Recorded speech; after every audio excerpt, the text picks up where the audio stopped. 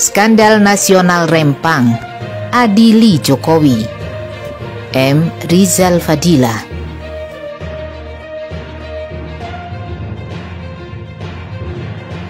Dari konflik warga etnis Melayu dengan aparat di Rempang terkuak banyak porok. Sebutan yang pantas untuk kasus ini yaitu skandal nasional. Disebut skandal karena ada perbuatan yang memalukan atau menurunkan martabat seseorang. Mungkin terkait aspek pribadi, tetapi nampaknya lebih kepada kebijakan nasional yang berujung pada skandal politik. Skandal politik terjadi ketika korupsi politik atau perilaku buruk lainnya terungkap. Kasus Rempang adalah peristiwa politik karena memalukan atau menurunkan martabat akibat perbuatan ilegal, korupsi, dan praktek tidak etik. Dulu PT MEG diperiksa korupsi 3,6 triliun. Penggusuran rakyat Melayu merupakan perilaku tidak etis dan merusak sendi-sendi moral. Suku Indian saja dilokalisasi. Ini suku Melayu justru direlokasi. Rezim memang tidak bermoral, menggusur seenaknya. 5. Misbehavior rezim Jokowi dalam kasus Rempang sehingga pantas menjadi elemen sebuah skandal. Pertama, diawali dari Omnibus Law yang bertujuan menggalang dan melindungi investasi. Omnibus Law baik tenaga kerja, kesehatan, pajak, dan lainnya adalah induk skandal politik yang memperalat hukum. Investasi Rempang merupakan derivasi Omnibus Law, menjadikan investasi sebagai berhala.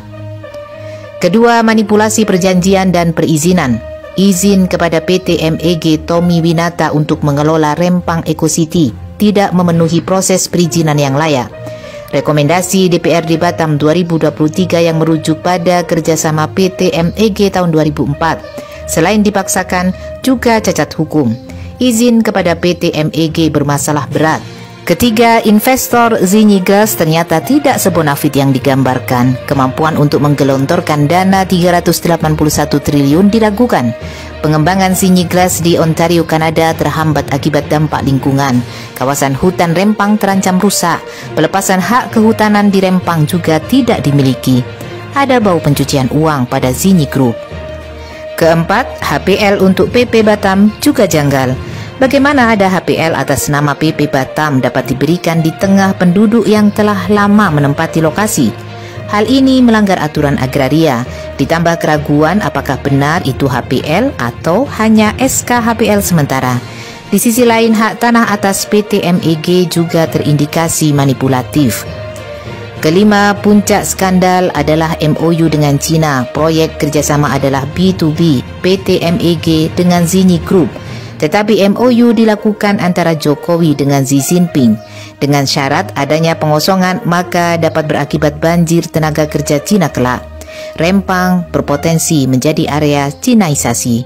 Jalan dan langkah awal menuju Cinaisasi IKN Kalimantan Timur. Kasus Rempang adalah skandal nasional yang melewati batas investasi. Kebijakan pemerintahan Jokowi potensial membuka pintu Cina untuk aneksasi. Konflik dengan etnis Melayu adalah konsekuensi bukan miskomunikasi. Ungkapan Jokowi maupun Tommy Winata hanya basa-basi. Sudah terang benderang bahwa target proyek adalah penggusuran, pengosongan, atau relokasi. Misi seperti ini dipastikan bukan miskomunikasi. Jokowi harus bertanggung jawab atas skandal nasional ini. Tidak cukup dengan mengundurkan diri atau ditumbangkan, tetapi berlanjut pada proses hukum. Jokowi absolut diadili. Ada pengkhianatan negara, ada pelanggaran konstitusi, dan ada pula perbuatan kriminal. Sekurangnya, delik bohong menyebabkan keonaran dapat dikenakan. Faktanya skandal itu bermula dari kebohongan berdasarkan pasal 14 Undang-Undang Nomor 1 Tahun 1946. Maka Jokowi terancam hukuman penjara selama 10 tahun. Jokowi sebagai pesakitan, bagusnya berbaju adat oranye. Acara kenegaraan itu dilakukan di depan majelis hakim. Maka di ruang sidang ada toga hitam, meja hijau, dan seseorang yang berbaju oranye.